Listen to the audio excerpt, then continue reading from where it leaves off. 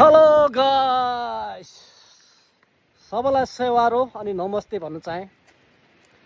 आज चाहिँ म हजुरलाई नयाँ ठाउँ देखाउने कोसिस गर्दैछु है। यो चाहिँ हाम्रो माई नगरपालिका। अति नै मिठो, अति नै सुन्दर भ्यू।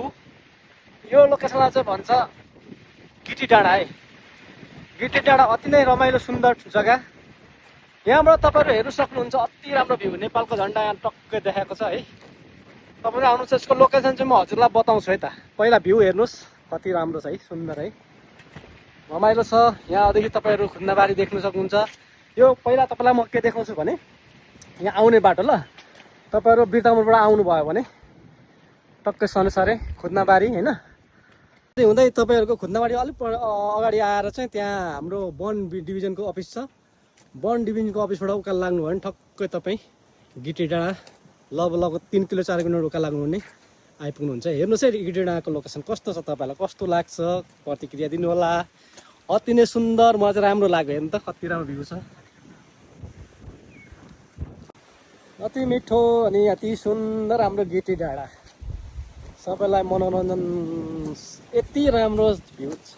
हजुरहरू पनि आउनु होला, हेर्नुहोस् मजाले गमलाहरू सजाएको छ है।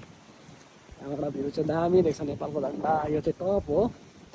यो डाँडाबाट चाहिँ तपाईँ लोकेसन हेर्नुभयो भने सबै खुन्नाबारी तल हाम्रो सनसरीसम्म देखिन्छ है। यहाँ भ्यू छ त, कति रमाइलो भ्यू छ। नाइस प्लेस गिटी डाँडा। आउनुहोस् हजुरहरू पनि भिजिट गर्न।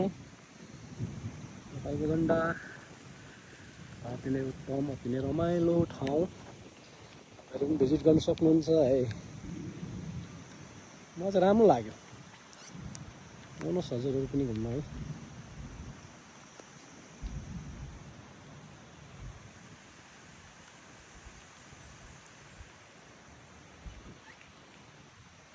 वेलकम।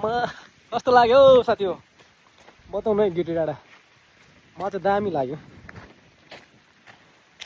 गिटी डाँडा जाडो ठन्डा ठन्डा चिसो हावा, कति मिठो छ हेर्नु त। आउनुहोस् सबैजना गिटी डाँडाको भिजिट गरौँ है। मलाई चाहिँ दामी लाग्यो।